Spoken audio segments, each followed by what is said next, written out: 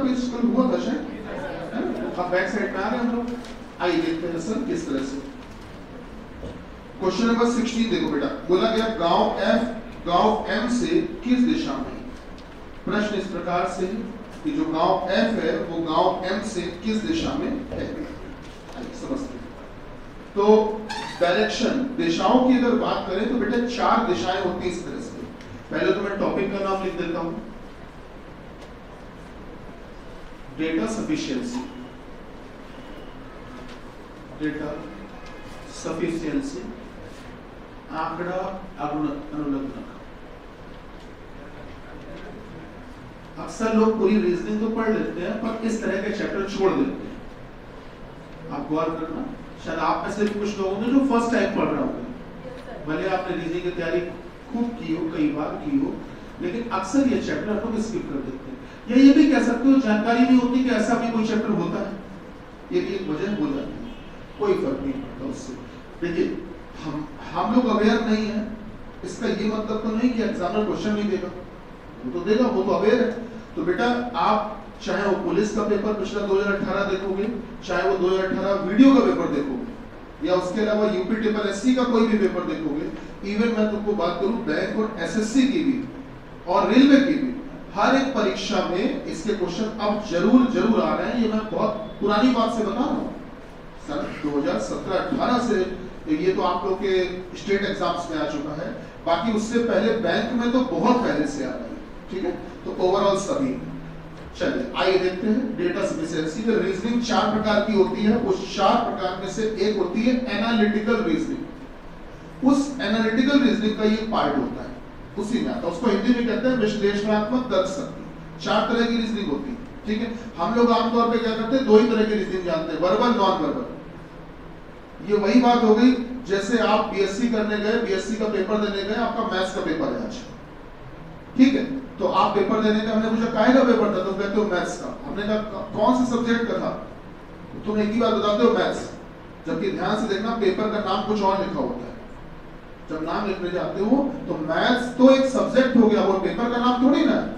उसमें भी मैथ्स 4 तरह की होती है। आपको पेपर जब देने जाते हो देखा होगा, उस दिन अलग अलग नाम लिखते हो, लेकिन हम लोग क्या कह देते हैं मैथ्स का। वही बात है बेटा कि वर्बल रीजनिंग और नॉन वर्बल रीजनिंग ये अधूरी जानकारी है, ऐसा नहीं है। रीजनिंग 4 तरह की होती है, क्रिटिकल, एनालिटिकल, लॉजिकल और नॉन वर्बल। उसमें जो एनालिटिकल होती है उसके अंदर ये चैप्टर होता है। आइए देखते हैं कैसे। इसमें सबसे अहम बात होती है ऑप्शन। मैंने आपको बताया हुआ है कि आपको एक क्वेश्चन देते हैं, क्वेश्चन का आंसर निकालने के लिए आपको 2 जानकारियां देते हैं। 2 जानकारियां, आप पहली जानकारी से आंसर निकालना, अगर निकल आता है तो इस पर सही का निशान, और अगर दूसरी जानकारी से भी आंसर निकालना अगर नहीं निकल पाता है तो गलत का निशान।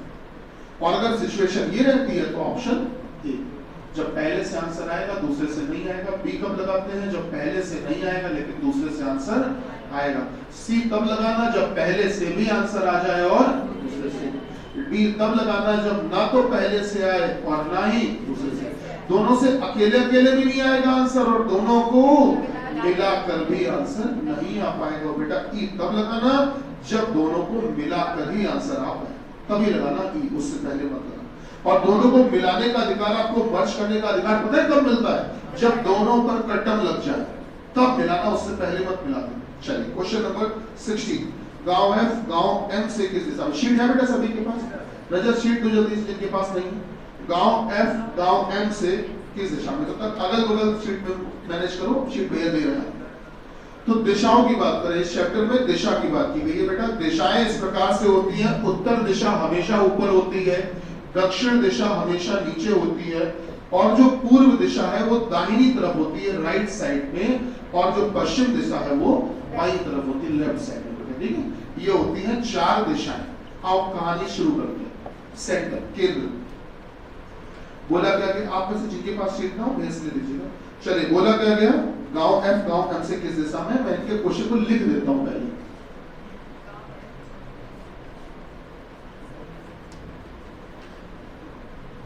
किस दिशा में है। चलिए हमने इस बात को लिख दिया, इस बात को लिख दिया। अब जानकर ऐसे कैसे बता दें कि एफ एम से किस दिशा में है, कुछ मदद तो करो हमारी। तो मदद की गई है। पहली जानकारी देखो, पहली जानकारी को जरा ध्यान से पढ़ो सभी लोग। क्वेश्चन नंबर 16 में 16 नंबर प्रश्न में 16 नंबर पढ़िएगा। गांव H गांव D के पश्चिम में है जो गांव F के दक्षिण में। जरा पहली जानकारी को ध्यान से सभी लोग पढ़ो। क्या इसमें F और M दोनों लोगों का नाम भी लिया है क्या? पढ़ो बेटा, आप देखोगे F और M दोनों का नाम लिया गया है कि दोनों में से किसी एक का नाम लिया? एक का लिया, केवल F का नाम लिया। M का तो नाम भी नहीं है।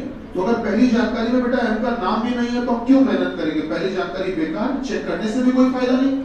क्या हमारी बात समझ रहे? प्रश्न क्या था महाराज कि F M से किस दिशा में? तो कम से कम दोनों का नाम तो लेते, तब तो हम बता पाते किस दिशा में। तुमने पहली जानकारी में नाम ही एक का लिया, हटाओ जाने दो। दूसरी जानकारी पढ़ो। दूसरी जानकारी में जल्दी जल्दी में पढ़ो स्पीड से। क्या इसमें F और M दोनों का नाम है कि किसी एक का? कोई फायदा नहीं, मत चेक करना, बेकार है, हटाओ। तीसरी जानकारी देखो। गांव M जो है वो गांव D के पूर्व में है। गांव M जो है वो D के पूर्व में है। अब आप देखो तीसरी जानकारी में भी क्या F और M दोनों का नाम है? नहीं, केवल एक का नाम है। M का है, M का नाम ही नहीं, हटाइए, बेकार।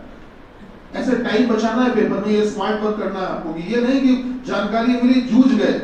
अरे ऐसे कैसे जूझ गए? हमें काम की जानकारी भी तो लगनी चाहिए। तो हमको देखना है कि सर जिनके बारे में पूछा है उससे उन दोनों का जिक्र तो होना चाहिए, तब तो हम बताएंगे। तो ये ऐसे तो ये फेल होगा। अब क्या करना है? जब तीनों से अकेले अकेले आंसर नहीं आ पा रहा है, अब आप क्या करोगे? ध्यान से देखना। अब ये नहीं कि तीनों को एक साथ मिला दो, नहीं, पहले दो दो का सेट बनाओ। जब दो दो के सेट से ना बन पाए तब तीन का सेट। तो आपने करना क्या? पहले ऊपर के दो लोगों को ले लो, फर्स्ट सेकंड। पहले फर्स्ट सेकंड को लेते हैं। चलिए फर्स्ट वाले में आप देखोगे तो फर्स्ट वाले में पढ़ते जाओ पढ़ते जाओ पढ़ते जाओ। पहली जानकारी में क्या F का नाम कहीं पर है? सेकंड वाले को पढ़ते जाओ पढ़ते जाओ, क्या M का नाम है?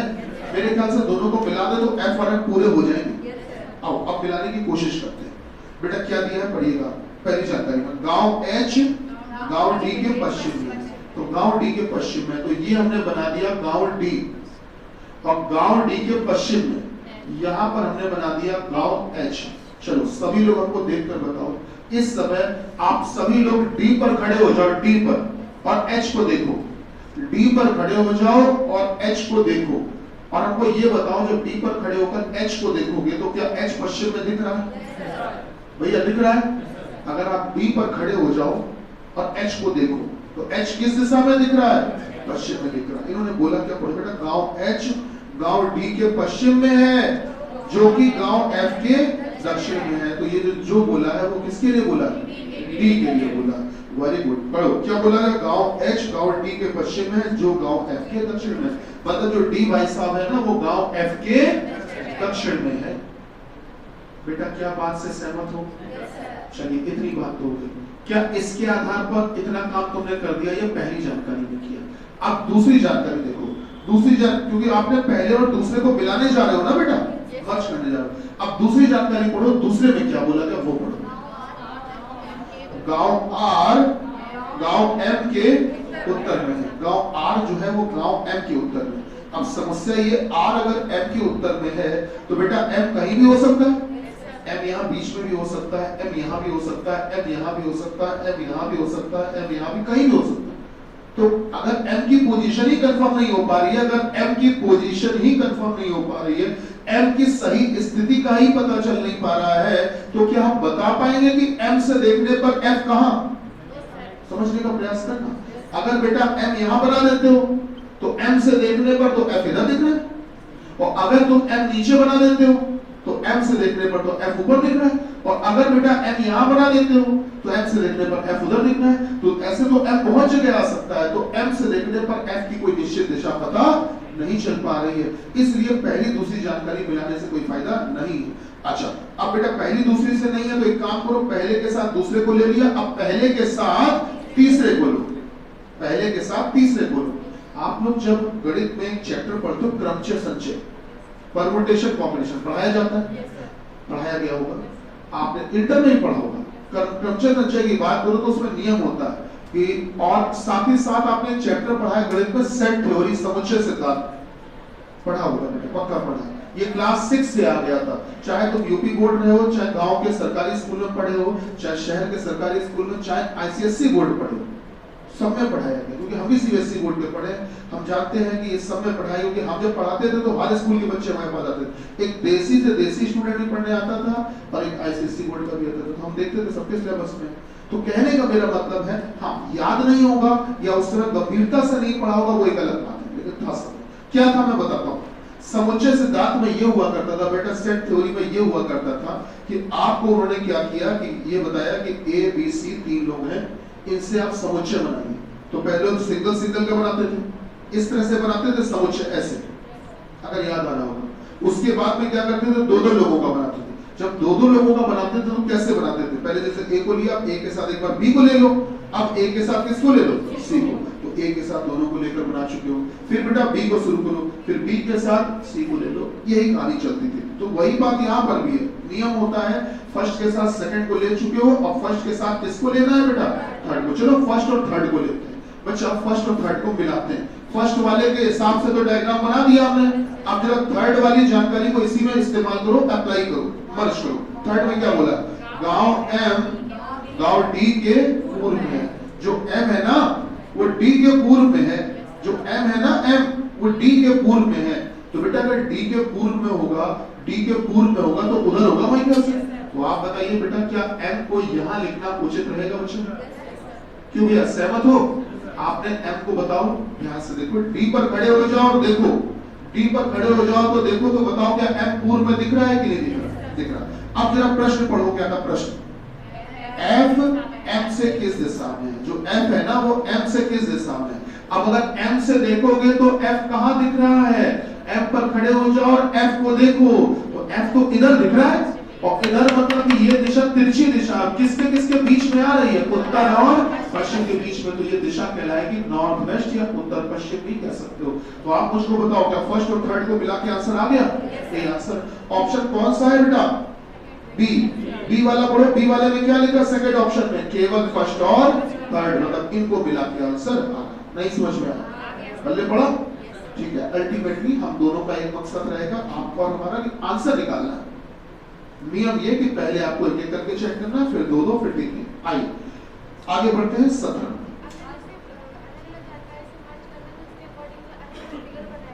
पहले बना लिया, किसको किसको मर्ज करना है, तो मर्ज कर दो।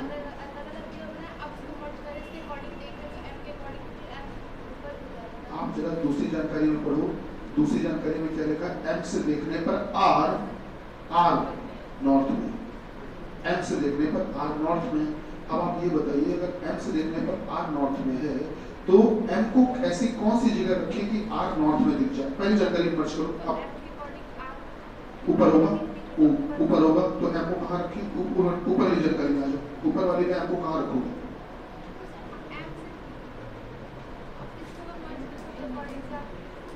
हाँ एम के ऊपर आर होगा, पर एम तो पहले बनाओ तब तो ऊपर आर दिखाना। पहली जानकारी में एम को कहीं रखो, कहाँ रख सकते, कहीं भी रख सकते, मेरी बात समझ पा रहे हो, एम को कहीं भी रख सकते हो, उससे देखने पर आर ऊपर ही दिखेगा।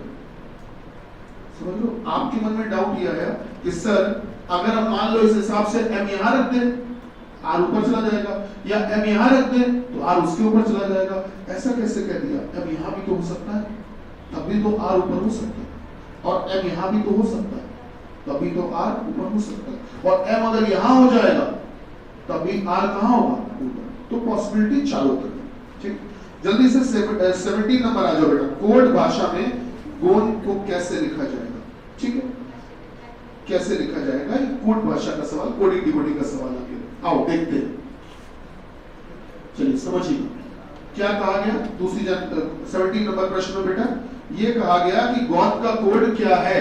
कूट भाषा में जब आपने कोडिंग डिकोडिंग पढ़ते हो ना बेटा, उसी से जुड़ा हुआ सवाल है, ठीक है। हम लोग ये सारे चैप्टर अलग से भी पढ़ेंगे, स्पेशल इंडिविजुअल, लेकिन चूंकि डेटा सफिशिएंसी में एक साथ पूछे जाते हैं, इसलिए मजबूरी है कि आपको इसमें सबके सवाल करने ही पड़ेंगे, कोई रास्ता नहीं। तो 17 नंबर में ये बोला गया कि गौन का कोड बताओ। गौन का कोड क्या है, कोड, कूट भाषा में कैसे लिखा जाता है, गौन का कोड क्या है। अब ऐसे कैसे बताते गौन का कोड क्या है, जानकारी तो दो, तो जानकारी दी गई है, पढ़िए। पहली जानकारी में क्या कहा है बेटा, इस कूट भाषा में गॉन आर द डेज, बोला गया बेटा गॉन आर द डेज को क्या लिखा जाता है बच्चों? DANATAPL। देखो जिस चीज का कोई मतलब नहीं वो कोड, कभी कभी कह देते हो ना क्यों कोड भाषा में बात कर रहे हो यार, साफ साफ बात करो, कह देते हो। वो इसीलिए कोड भाषा जो होती है कोई भाषा ही नहीं होती, उसमें जो मन में आया बोल दिया, तो उठ पटांग चीजें। आप बात करो इन शब्दों का तो अर्थ आपको पता है, नहीं पता है क्या? पता होगा। अच्छा तुम तो बिल्कुल न्यूट्रल होके आते हो, कुछ तो बोला करो मेरे भाई, ऐसा गलत बात है। देखो आप अगर पुलिस की तैयारी कर रहे हो तो ये कसम खा के मत आओ कि तुमसे अंग्रेजी पूछी नहीं जाएगी। रीजनिंग में पूछ लेंगे, थोड़ी बहुत तो पूछेंगे। तुम कसम खा लिए कि नहीं इंग्लिश मतलब धर्म के खिलाफ, इंग्लिश मतलब पाकिस्तान, मतलब उसको उस पर गोली चलानी है, ऐसा थोड़ी ना होता है। आप पेपर उठा के देखो, पूछी गई थी, पिछली बार पूछी गई थी, हर बार पूछी जाती है, 2-4 क्वेश्चन आते ही आते हैं, समझ लो। वो फिक्स करके पूछ लेते हैं इनडायरेक्टली, तो नहीं पर कसम खा ली पुलिस से मतलब इंग्लिश नहीं आएगी, कुछ ना कुछ तो पूछेंगे। तो बेसिक चीजें, गॉन आर द डेज, इन शब्दों को तो सुना होगा जीवन में, कभी सुना या नहीं सुना? सुना होगा। हम मीनिंग पूछ नहीं रहे, परेशान करो, टेंशन नहीं आता, लेकिन मीनिंग सुना तो होगा ही ना। तो इन शब्दों का अर्थ होता है बेटा, यहाँ पर बच्चा 4 शब्द हैं, उधर पर ये जो 4 दिए ये कोड दिए, but not necessarily the same model, पर जरूरी नहीं कि उसी क्रम में, मतलब हर शब्द के लिए एक कोड है वहां, पर जरूरी नहीं कि उसी क्रम में कि तुम सोचो कि पहले शब्द को पहला कोड दे दें, दूसरे शब्द के लिए दूसरा कोड, तीसरे का तीसरा, ऐसा नहीं है। किसी का भी कोई भी हो सकता है, किसी का भी कोड कोई भी हो सकता है। तो अब बताओ गॉन का कोड क्या है? क्या कह सकते हो? नहीं कह सकते हो। पहली जानकारी से अकेले चेक किया तो गॉन का कोड निश्चित नहीं हो पाया, हटाओ। दूसरी जानकारी देखो बेटा, क्या दिया गया बेटा? Few days are there. इसी भाषा में फ्यू डेज आर देयर को क्या लिखा जाता है बच्चा? पढ़ो, KATAHADA, ये लिखा जाता है यार। यहां पर देखोगे तो इस जानकारी में तो गॉन आ भी नहीं रहा है। पूछा किसका था? गॉन का। क्या इसमें कहीं गॉन है?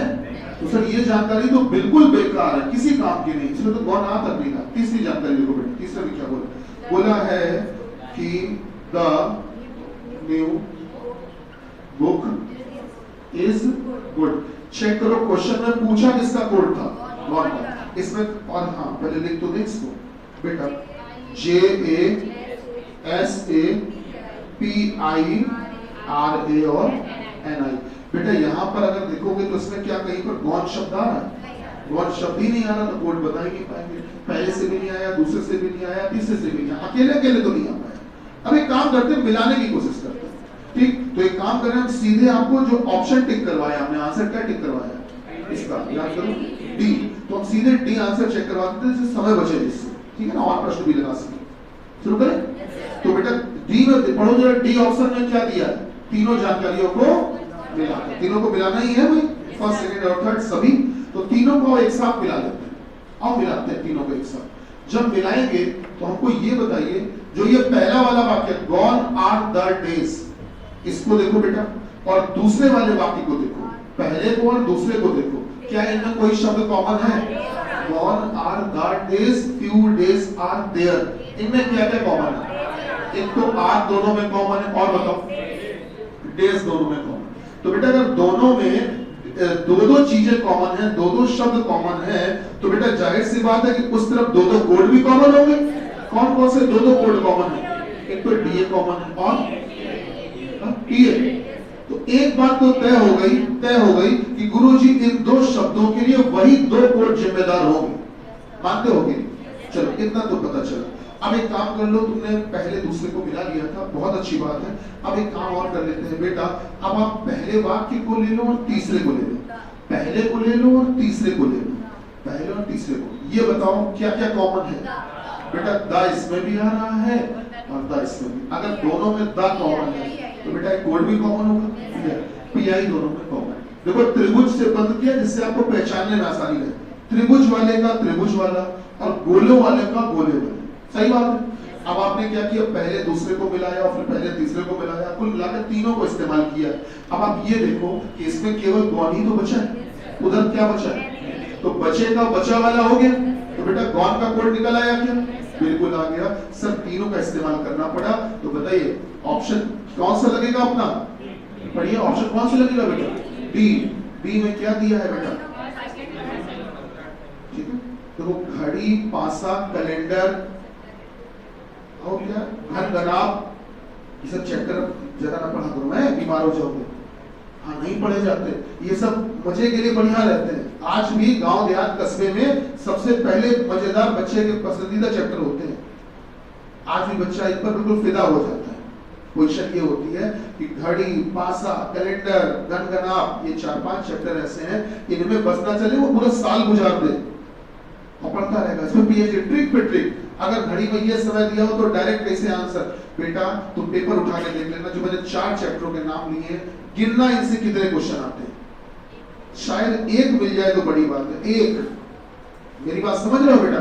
तो वो पढ़ना ज्यादा आवश्यक है जिससे ज्यादा क्वेश्चन निश्चित आते हैं। घड़ी, कैलेंडर, पासा सब गए जमाने कभी हुआ करता था।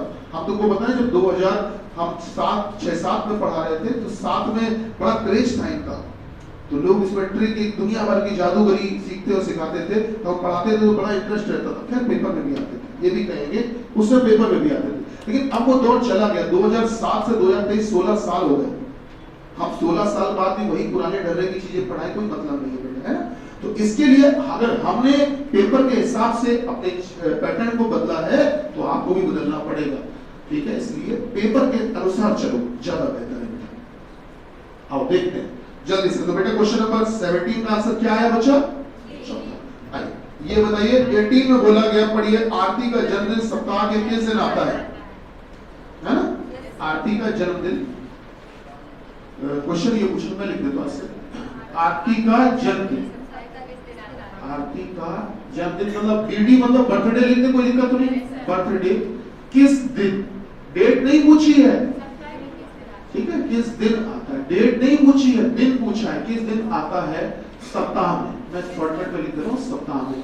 वीक में किस दिन आरती का बर्थडे पड़ेगा? मंडे को पड़ेगा, ट्यूसडे को पड़ेगा, वेडनेसडे को पड़ेगा, थर्सडे, किस दिन पड़ेगा बस ये बताना। अब भाई ऐसे कैसे बताते हैं आरती का बर्थडे? तो उसके लिए पहली जानकारी दी गई है, बेटा पढ़ो। पहली जानकारी बच्चा क्या दिया है, पढ़िएगा जरा, गौर फरमाइएगा। सोनू को ठीक से याद है कि आरती का जन्मदिन बुधवार के बाद लेकिन रविवार से। अच्छा, सोनू भैया ये कह रहे हैं कि हमें अच्छे से याद है कि आरती का जो बर्थडे है वो बुधवार के बाद पड़ता है और बेटा रविवार के पहले। अच्छा, अगर बुधवार के बाद पड़ता है और रविवार के पहले, तो बुधवार के बाद और रविवार के पहले, तो बीच में दिन कौन कौन से आएंगे? बृहस्पति हो सकता है और शुक्रवार भी हो सकता है और शनिवार भी हो सकता है। इनमें से किसी भी दिन हो सकता है। तो इस हिसाब से देखा जाए तो आरती का बर्थडे जो है वो तो 3-3 दिनों में आ रहा है। बुध, बृहस्पति, शुक्र, शनि किसी भी दिन हो सकता है। तो बेटा क्या कोई निश्चित दिन आ पाया? भाई तुम्हारा भी जन्मदिन होगा तो एक ही दिन तो होगा, ऐसा तो नहीं कि जन्मदिन हफ्ते भर चलेगा। भाई हम लोग साधारण लोग हैं, हम लोग का एक ही दिन होता है। जो बड़े बड़े नेता सेलिब्रिटीज होते हैं आप देखना, उनके लिए बोर्ड लग जाते हैं कि उनका जन्मदिन पता चला 1 महीने पहले से बोर्ड लग जाता है। गलत तो नहीं कह रहे? हम लोग वो थोड़ी है, हम लोग का एक ही दिन बनता है ना? वो भी मन जाए बड़ी बात है। तो बृहस्पति, शुक्र, शनि, कुल मिला के आरती का जन्मदिन जो है वो निश्चित नहीं हो पा रहा। 3 दिन आ रहा है बीच में, तीनों में से किसी भी दिन हो सकता है, कंफर्म नहीं हो पा रहा है किस दिन। हटा, दूसरी जानकारी देखो, आज को याद है अच्छे से कि आरती का जन्मदिन शुक्रवार से पहले लेकिन मंगल के बाद। बेटा मंगल के बाद और शुक्रवार के पहले, तो बताओ मंगल के बाद और शुक्र के पहले तो कौन कौन से दिन बीच में आएंगे? मंगल के बाद बुध, बृहस्पति, बस 2 ही पढ़ेंगे। तो इस हिसाब से देखें तो 2-2 दिन आ रहे हैं, कंफर्म तो हो ही नहीं पा रहा भाई, बीच में 2-2 दिन आ रहे हैं। हटाइए, जब अकेले पहले से भी नहीं आया और अकेले दूसरे से भी नहीं आया तब एक रास्ता है आपके पास, दोनों को मिलाते। आओ मिलाते हैं। अब ये देखो कि ये भाई साहब कह रहे हैं इन तीनों में से कोई भी दिन हो सकता है, ये भाई साहब कह रहे हैं इन दोनों में से कोई भी दिन हो सकता है। तो यार आरती का बर्थडे किसी ऐसे दिन बनवा लो जो दोनों में कॉमन हो जाए, जिसमें ये भी सही साबित हो और ये भी सही साबित हो। दोनों में कौन सा दिन कॉमन है? अगर बृहस्पति को मनवा लोगे तो उनकी बात भी सही हो गई और ये भी सही साबित हो गए, दोनों में से कोई झूठा साबित नहीं हुआ। तो बताओ आरती का बर्थडे क्या निश्चित हो गया? कैसे आया? पहले से कि दूसरे से कि दोनों को मिला के? मिला के। बेटा तो आपको देखा होगा मैंने आंसर इसमें ई लिखा है और ई का मतलब आप गौर करना पहले पन्ने में स्टार्टिंग में आप देखना, आपको सबसे ऊपर 5 ऑप्शन दिए गए, A B C D E। सबसे पहले पन्ने में सबसे ऊपर जहां पर शीट शुरू हुई थी वहां पे देखना A B C D E 5 option दिए हैं। उसमें E वाला ऑप्शन क्या कह रहा है आपसे, चीख चीख कर पढ़ो E वाला ऑप्शन E। यानी कथन 1 और कथन 2 दोनों का डाटा मिलाकर प्रश्न का उत्तर देने के लिए पर्याप्त। और वही बात मैंने यहाँ भी तो लिखी है, जब पहली और दूसरी दोनों जानकारी मिलाकर। नहीं समझ में आया क्या बात है? आइए 18 हो गया बेटा। 18 के बाद जल्दी बताओ 19 से लेकर 31 तक जो सवाल आपको नहीं आया पहले हम उनको देख लेते हैं। हाँ 19 ही देख लेते हैं, चलो 19 ही देख लेते हैं। 19 नंबर ही देख लेते हैं। आइए देखिएगा बेटा 19 नंबर में क्या कहा गया सर। 19 नंबर में बोला गया बेटा कि 40 विद्यार्थियों की कक्षा में ऊपर से समीर का क्रमांक क्या है, समीर का स्थान क्या है, ऊपर से ये पूछा गया। कितने बच्चे हैं कक्षा में? 40। क्वेश्चन ये था कि बेटा कक्षा में कुल 40 बच्चे हैं। देखो हमने एक लाइन बनाई आपके सामने, ये देखो बेटा इस लाइन में टोटल कितने लोग बैठे हैं? और इन 40 लोगों में कहीं ना कहीं रास्ते में समीर भी बैठा है। बस इतना बताना है कि समीर का क्रमांक ऊपर से कितना है, बस ये बताना है। मेरी बात समझ लो, केवल इतनी बात बतानी। चलिए बता लेंगे। अब जरा पहली जानकारी पढ़ो। पहली जानकारी क्या थी? निखिल जो समीर से 5 क्रमांक नीचे है। निखिल जो कि समीर से 5 क्रमांक नीचे है। निखिल जो कि समीर से 5 क्रमांक नीचे है। बेटा समीर से कितने क्रमांक नीचे? 5। 1 2 3 4 और 5वीं कुर्सी पे बैठा होगा। बताओ क्या 5वीं कुर्सी पे बैठा होगा तभी तो 5 क्रमांक नीचे आया। निखिल जो कि समीर से 5 क्रमांक नीचे है, पढ़ते जाओ नीचे है, वही निखिल वह नीचे से कितने नंबर पे है? 10वें। वो निखिल जो है ना वो नीचे से 10वें नंबर पे है। निखिल जो कि समीर से 5 क्रमांक नीचे है वह नीचे से 10वें नंबर पे है। चलो काम बन गया। अब जरा एक आपको बात बताओ बेटा, नीचे से गिनने पर निखिल का नंबर कितना आया? 10 दिया। तो अब नीचे से ही चलते जाओ। निखिल के ऊपर वाला बच्चा 10 और 1 11, फिर ये 12 13 14। सही बात है। तो बेटा अगर 14 यहाँ तक, मैं थोड़ा सा फार्मूला नहीं बताना चाहता हूँ आपको। फार्मूला होता है टोटल बराबर राइट प्लस लेफ्ट माइनस 1। हम चलो फार्मूले से आपको दूर रखना चाहते हैं थोड़ी देर। रैंकिंग चैप्टर में आएंगे तो उसकी बात कर लेंगे। फिलहाल आप ये देखो कि इस गोले तक कितने बच्चे बैठा चुके हो? 10 11 12 13 14। इस गोले में 14 बैठा चुके हो। पंक्ति में टोटल कितने थे? 40 में से 14 अगर यहाँ बैठ चुके तो बाकी जो बचे वो ऊपर ही होंगे। 40 में 14 घटाओ 26, तो क्या इसके ऊपर 26 बैठे होंगे? तो ऊपर से गिनने पर 26वां नंबर समीर का ही तो होगा।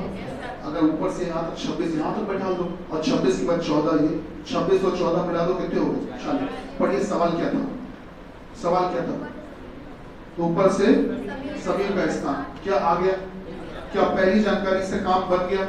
पहली जानकारी से बन गया, हमने टिक कर दिया। अब एक काम करो, वापस से क्वेश्चन पढ़ो। क्वेश्चन क्या था? क्वेश्चन वापस से क्वेश्चन पढ़ो। 40 बच्चों की कक्षा में समीर का क्रमांक ऊपर से क्या? यही तो सवाल था। अब क्वेश्चन आपने पढ़ लिया, अब दूसरी जानकारी इस्तेमाल करो। बेटा दूसरी जानकारी क्या थी? पढ़ो दूसरी जानकारी। सुरेश जो कि समीर से 6 क्रमांक ऊपर है। सुरेश जो कि समीर से 6 क्रमांक ऊपर है। अब यार समीर से 6 क्रमांक ऊपर है तो एक काम करते हैं, 1 2 3 4 5 और 6ठी कुर्सी पर बैठा होगा। बोलो हाँ सही है।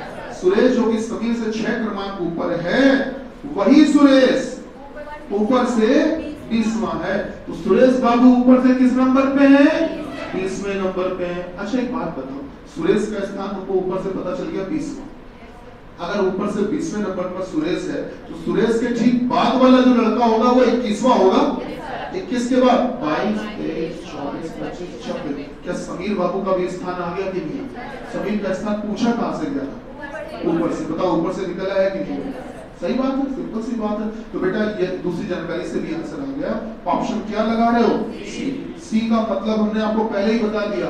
पढ़िएगा ऑप्शन में क्या बताया है कि जब, और यहाँ भी लिखा है जब पहली जानकारी से भी अकेले आंसर आएगा और दूसरे से भी आएगा तो सी लगा देंगे। चलिए 19 हो गया बेटा। इस पन्ने में और कौन सा? 20 से लेकर 31 तक। हाँ 22 देखते हैं, 23 देखते हैं। पहले 22 देखो जल्दी से। 22 तुम लोग इसलिए तो नहीं कहीं डर गए कि सवाल बहुत बड़ा है, ऐसा तो नहीं। ऐसा मत करना, ये सवाल बड़ा जरूर होगा लेकिन इसका ये मतलब नहीं कि बहुत कठिन होगा। कल वीडियो फाइटर बैच में हमने वीडियो के लिए क्वेश्चन दिया और बहुत बड़ा क्वेश्चन, मतलब ऐसी पूरी एक पट्टी में आ रहा था एक क्वेश्चन। तुमने से कोई फाइटर बैच में था? हाँ देखा होगा।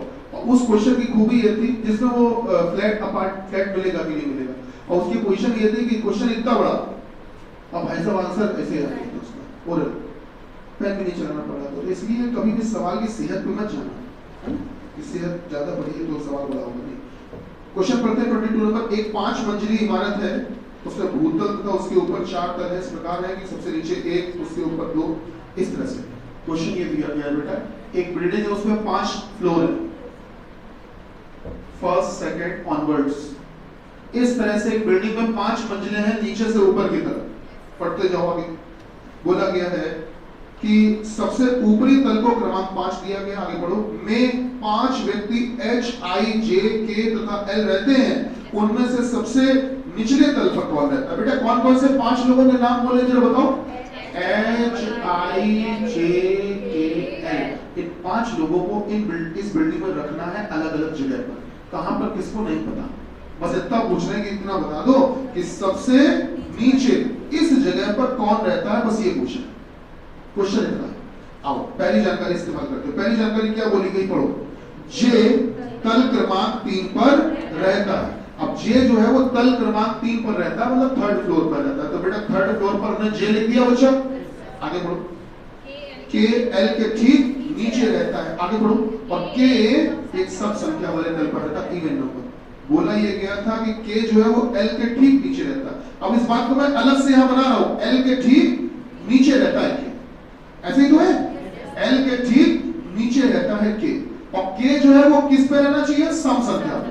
सम संख्या पे कुछ ऐसा जुगाड़ बनाओ यार कि एल के ठीक नीचे के आ जाए और के आए इवन नंबर पे, सम संख्या पे। कुछ ऐसा जुगाड़ बनाओ। क्या एल को यहां लिख पाओगे क्या? क्योंकि एल के ठीक नीचे जैसे ही के लिखोगे गड़बड़ हो जाएगा। के किस पे आ जाएगा, सम पे कि विषम पे? विषम पे, जबकि के चाहिए क्या था, सम। सम संख्या पता है ना, 1, 3, 5, 7, 9, 11, 13 नहीं होती है, इनके अलावा होती है ना। जैसे कि बोलेंगे सम संख्या क्या होती बेटा, 2, 4। मालूम है ना, देखो हमको विश्वास दिलाते रहा करोगे, तुमको पता है, पता नहीं क्यों हमें शक हो जाता है। तो हमको गलत भी तो साबित करो कि नहीं गुरुजी हमको पता है ना। चलिए बहुत बढ़िया, शाबाश। तो बेटा एल के ठीक नीचे के और के इवन नंबर पे होगा। तो मेरे ख्याल से ये कहानी अगर यहाँ से नहीं बन पाएगी बच्चा, यहाँ से तो बन पाएगी। एल यहाँ और ठीक नीचे के, क्या के सम संख्या पे आ गए? अच्छा इतनी कहानी। तो पहली जानकारी पूरी हो चुकी। अभी भी बेटा देखोगे तो 2 नाम बच गए हैं। एक तो आई नहीं बैठा पाए और एच। अब आई और एच में से क्या ये कंफर्म कर पा रहे हो कि किसको कहाँ बैठा है? पहली जानकारी से कंफर्म ही नहीं कर पा रहे। तो पहली जानकारी को अगर देखेंगे तो उससे यह तय नहीं हो पाया कि सबसे नीचे वाले तल पर कौन। हटाओ, बेकार हो गया, पहली जानकारी बेकार हो गई, किसी काम की नहीं। अब आप क्वेश्चन को फिर से पढ़िए। क्वेश्चन में क्या बताया था, एक बिल्डिंग में 5 मंजिलें, first, second, third, fourth and fifth. और इसमें यह कहा गया कि इसमें 5 लोग रहते हैं। कौन कौन से? H, I, J, K, L। इतनी बात तो क्वेश्चन में बोली गई थी और पूछा यह गया था कि सबसे निचले तल पर कौन, ये पूछा। अब दूसरी जानकारी पढ़ो, क्या बोलेगी, पढ़ो। L और H के बीच केवल 2 लोग रहते हैं। L और H के बीच केवल 2 लोग। तो यार कहीं भी हो सकता है, अगर L यहाँ H यहाँ, बीच में 2 हो जाएंगे। अगर L यहाँ H यहाँ, 2 हो जाएंगे। और हो सकता है L नीचे और H ऊपर, तभी तो हो सकते हैं। तो ये बात अभी बन नहीं पा रही है, इसको हम नोट कर लेते हैं अलग से। L और H के बीच में कितने लोग? 2। आगे बढ़ो। L जो है वो H के ऊपर कहीं पर रहेगा। तो बताओ L इस समय H के ऊपर ही तो कहीं है। अच्छा आगे बढ़ो। J K के ठीक नीचे रहता है। अच्छा जो J है वो K के ठीक नीचे रहता है। तो इस वाली बात को भी अभी यहाँ नहीं लिख पाएंगे हम, तो यहाँ लिख देते हैं K के ठीक नीचे कौन रहता है? J। थोड़ा आगे बढ़ो बेटा। J विषम संख्या वाले तल पर रहता है। J विषम संख्या पे रहता है। अच्छा तो विषम संख्या का मतलब J जो है विषम संख्या, ऑड नंबर। तो क्या J 1 पर रह सकता है? बोलो सही है। अच्छा और ट्राई करते हैं। अच्छा इसी में एक और साइमल्टेनियसली 2 चित्र बना के चलते हैं, first, second, third, fourth, fifth. अगर जे को एक मंजिल पर रख दोगे विषम संख्या के लिए, तो फिर जे को 3 मंजिल पे भी तो रख सकते हो विषम संख्या के लिए। और बताओ विषम संख्या पे रखना है तो 1 पर भी हो सकता है, 3 पर भी हो सकता है, और 5 पे हो पाएगा? नहीं हो पाएगा। बताता हूं क्यों। चलो आपकी खुशी के लिए चित्र हम और बना देते हैं, जितने संभव चित्र हैं सब बना देते हैं आपके लिए, जितने संभव चित्र। 1 2 3 4 5 बोला क्या गया था बताओ? जे सम संख्या पे कि विषम संख्या पे? विषम संख्या पे। चलो हमने जे को 1 पर रख के देख लिया, जे को 3 पर रख के देख लिया, और जे को 5 पे। जैसे ही रखोगे बवाल हो गया। पढ़ना, एक लाइन ये क्या लिखी हुई थी? के ठीक नीचे जे, या ये कह सकते हो जे के ठीक ऊपर के। तो जे के ठीक ऊपर के, तो जे के ठीक ऊपर के यहां आएगा, जे के ठीक ऊपर के यहां आएगा, जे के ठीक ऊपर के कहां जाएगा बेचारा? लिख पाओगे? जगह, इसलिए ये चित्र गलत बन रहा है। एक बात तो पता चल गई कि ये 2 चित्र फिलहाल सही चल रहे हैं। अच्छा, दूसरी जानकारी हमने जो पढ़ी उसमें एक पॉइंट ये भी तो उधार है अपना भी। क्या पॉइंट था? पढ़ो। एल और एच के बीच में कितने लोग? 2 लोग। यहां से समझना बेटा, एल और एच के बीच में 2 लोग। आप जरा गौर करो, इस वाले चित्र में एल और एच को ऐसी जगह बैठा लो कि बीच में 2 लोग आ जाए। भाई अगर मान लो एल को यहां बैठाते हो, एच को यहां बैठाते हो, तो बीच में केवल एक आ रहा है, जबकि होने कितने चाहिए? 2। अगर एल को यहां और एच को ऊपर कर दो तब भी एक ही। एल एच को अगल बगल बैठा दोगे तब तो बीच में कोई आएगा ही। कुल मिलाकर ये तय हो गया कि ये डायग्राम गलत चल रहा है। अब ये कंफर्म हो गया कि ये सही चल रहा है।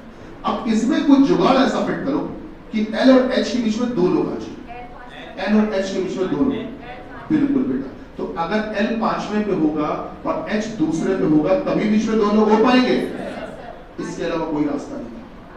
अच्छा, आप में से अगर किसी के मन में ख्याल आया कि गुरुजी काहे आपने ये काहे नहीं किया, एच को सबसे नीचे बैठा देते। अब ये बताओ, बीच में 2 लोग रखने हैं, तो बीच में 2 लोगों को छोड़कर बताओ क्या ऊपर एल लिख पाओगे? सर जगह भरी हुई है, तो मेरे ख्याल से अब ये एच फेल हो गया। तो अल्टीमेटली सर एच को लिखना पड़ेगा, तो किस जगह पर लिखना पड़ेगा?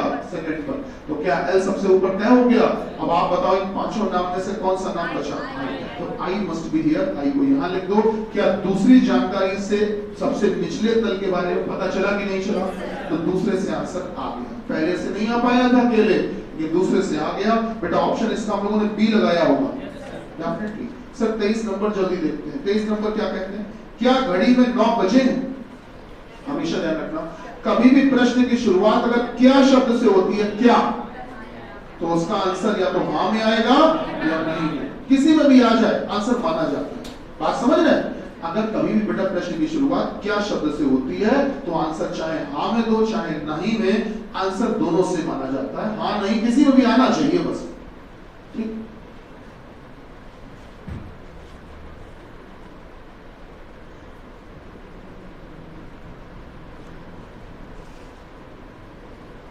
चलो देखते हैं। क्वेश्चन है क्या घड़ी में 9 बजे हैं? है का मतलब वर्तमान में, ठीक है। देखते हैं क्या घड़ी में 9 बजे हैं।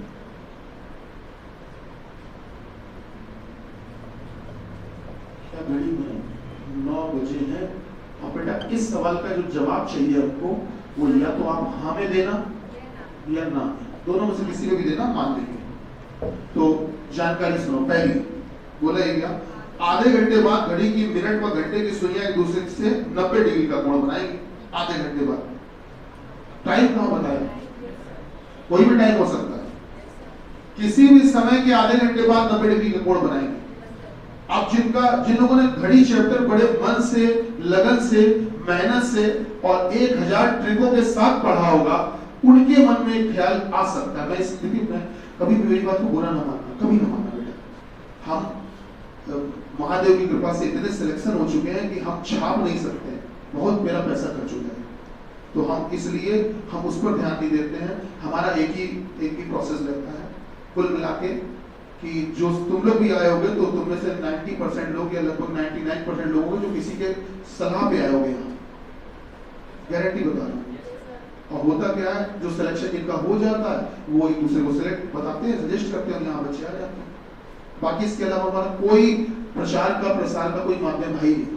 तो हम एक ही चीज पे अपना गेम खेलते हैं, वो सिलेक्शन, और उसी पे भरोसा भी। सिलेक्शन हो जाएगा, तुम लोग का भी हो जाएगा, तुम लोग भी तो सजेस्ट करोगे।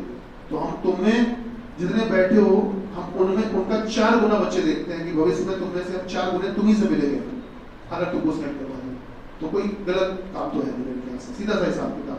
तुम सेलेक्ट हो जाओगे तो तुम भेजोगे, ऑब्वियस सी बात। तो मैं ये इसलिए कहता हूँ बेटा मेरी बात को बुरा ना मानना, क्योंकि बच्चा कुछ चैप्टरों को लेकर आप थोड़े से सेंसिटिव होते हो, उनको लेकर आपके दिल में एक कमजोर कड़ी होती है, सॉफ्ट कॉर्नर होता है कि ये चैप्टर यार क्या बात है, घड़ी पासा, लेकिन उन चैप्टरों को बेटा पेपर में इतना महत्व नहीं दिया जा रहा है, इसलिए उनको मैं अवॉइड करवाता हूँ, आपके दिल से उनको हटाना चाहता हूँ, इसलिए मैं नफरत पैदा करता हूँ चैप्टरों पे। क्या आप उन चैप्टर से नफरत करने लगो, क्योंकि उतने जरूरी अब है नहीं बेटा। ठीक, चलिए मुद्दे पे आते हैं। तो सर घड़ी चैप्टर में आपने शायद ध्यान दिया होगा, नहीं तो मैं बता दे रहा हूँ, अभी बता दे रहा हूँ, ध्यान देना बेटा, कि जैसे आपसे कहा गया कि आधे घंटे बाद घड़ी की घंटे 90 की सुइयां एक दूसरे के साथ 90 डिग्री का कोण बनाएगी, आधे घंटे बाद बना लेगी। तो शायद मन में ख्याल आ जाता है, शायद एक मन में ख्याल आ जाता है बेटा, जैसे ये कह दिया गया कि जैसे मान लो अभी घड़ी में बजा है, थोड़ी देर के लिए मान लेते हैं, अभी घड़ी में बजा है, मान लेते हैं बेटा कि नहीं आप 3 भी कह सकते हो या ये भी कह सकते हो कि अभी घड़ी में बजा है, मान लेते हैं 8:30, थोड़ी देर के लिए मान, थोड़ी देर के लिए मान 8:30। आप बताओ घड़ी में जब 8:30 बजा होगा तो क्या स्थिति कुछ ऐसी रहेगी, मिनट की सुई 6 पर और घंटे की सुई 8 और 9 के बीच में। अब आप सोचो यहां से आधे घंटे बाद, यहां से आधे घंटे बाद अगर अभी 8:30 बज रहा है तो आधे घंटे बाद 9 बजेगा, और जब आधे घंटे बाद 9 बज जाएगा तो आप गौर करिए आधे घंटे बाद 9 बज जाएगा, इसका मतलब तब 9 बजेगा। तो अभी कितना बजा है 8:30, ये स्थिति हो सकती। तो इससे तो समझ में आ गया कि उन्होंने पूछा था क्या अभी घड़ी में 9 बजा है, तुमने कहा नहीं अभी कितना बजा है 8:30 बजा है, उत्तर तो आ गया। लेकिन एक अगर स्थिति ये बन सकती है तो स्थितियां तो बहुत सारी बन सकती है, आपने गौर किया होगा, बोला गया आधे घंटे बाद घड़ी में दोनों सुइयां कितने डिग्री कोण बनाएंगी, बोले बेटा 90 डिग्री का। तो अगर आधे घंटे बाद 90 डिग्री का कोण बनाएगी तो 90 डिग्री का कोण अगर ये 9 के लिए बन सकता है तो 90 डिग्री का कोण बहुत टाइम के लिए बन सकता है। जैसे अगर आप देखोगे तो बेटा 7 बजे के हिसाब से अगर देखोगे तो 7:05 सही 5 नहीं 7:21 सही 9/11 बजे। अगर मैं तुमसे कहूं 7:21 सही 9/11 बजे तो भी घड़ी में सिर्फ 90 डिग्री कोण बनेगा। और आपको पता है कैसे बनेगा, वो ऐसे बनेगा बच्चा, ये बनेगा 90 डिग्री कोण। बताओ दिख रहा है कि नहीं, 90 डिग्री साफ साफ दिख रहा होगा। और ये टाइम पता कितना हो रहा है 7:21 सही 9/11। बहुत सारे समय होते हैं ऐसे। तो इसके लिए सर अभी कितना टाइम हुआ है कि 7:21 सही 9/11 हुआ है, कि 8:30 हुआ है, कि अभी 3 बजा है, कि अभी 4:30 बजा है, हम कुछ नहीं कह सकते, कुछ भी नहीं कह सकते।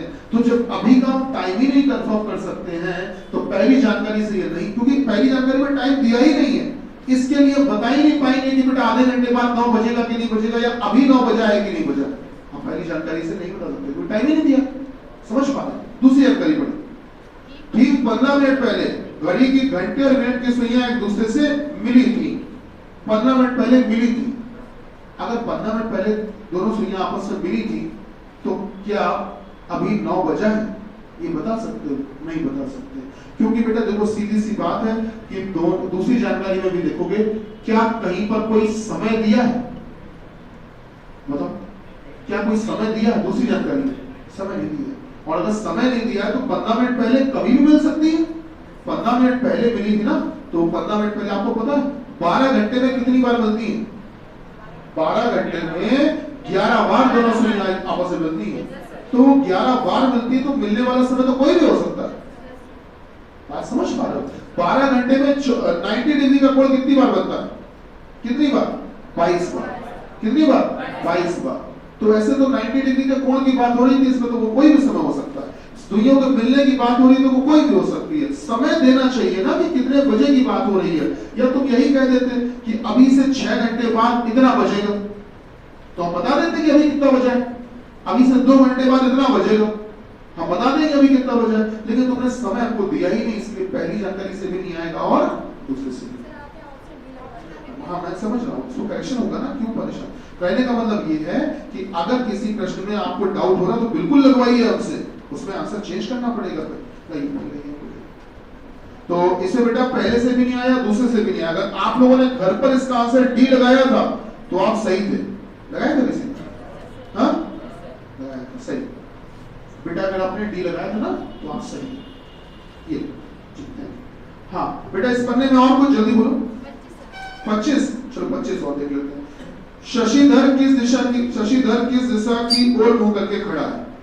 शशिधर किस दिशा की ओर मुंह करके खड़ा? बड़े सवेरे शशिधर जमीन पर एक पुतले के सामने खड़ा था और पुतले की परछाई शशिधर के दाईं ओर पड़ रही थी। इन्होंने कहा सवेरे के समय शशिधर एक पुतले के सामने खड़ा था, ऐसे ही तो है। सुबह के समय, ये बताओ सुबह के समय सूरज कहाँ होता है? पूरब में होता है।